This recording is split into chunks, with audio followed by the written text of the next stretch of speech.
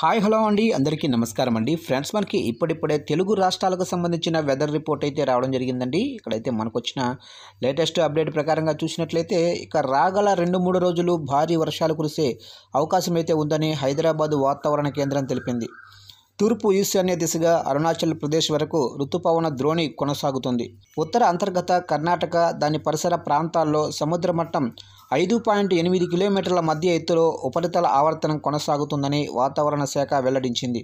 ఈ నెల 13న వాయువ్య, దానికి ఆనుకుని ఉన్న పశ్చిమ మధ్య బంగాళాఖాతంలో అల్పపీడనం ఏర్పడే అవకాశం కూడా ఉందని తెలిపారు.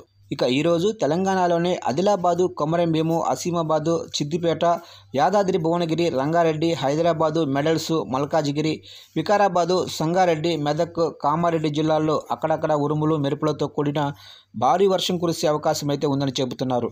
దీంతో సంబంధిత అధికారులు ముందస్తు జాగ్రత్త చర్యలు తీసుకోవాలని ఉన్నతాధికారులు ఆదేశాలు జారీ చేశారు. ఇక 11 జిల్లాలకు ఎల్లో అలర్ట్ అని చెబుతున్నారు. ఇక రాగల 2-3 రోజులు తెలంగాణలోని కొన్ని జిల్లాల్లో అక్కడక్కడ మోస్తరు నుంచి భారీ వర్షాలు కురిసే అవకాశం ఉన్నందున పైన పేర్కొన్న జిల్లాలకు ఎల్లో అలర్ట్ జారీ చేసే అవకాశం అయితే ఉంది.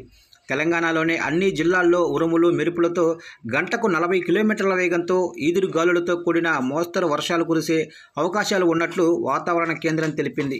ఇక ఆంధ్రప్రదేశ్లో చూసినట్లయితే ఇక విశాఖ వాతావరణ కేంద్రం ప్రకారం ఈ వారాంతరం వరకు ఆంధ్రప్రదేశ్లో పార్వతీపురం, అలాగనే అల్లూరు సీతారామరాజు, ఏలూరు జిల్లాలు ముఖ్యంగా భారీ వర్షాలకు గురవుతాయని తెలిపారు. రైతులు బయట పనుల కోసం వెళ్లేవారు జాగ్రత్తగా ఉండాలని హెచ్చరించింది.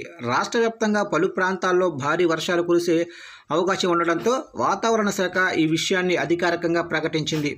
రాబోయే రోజుల్లో వర్షాలు మరింతగా పెరిగే అవకాశం అయితే ఉంది.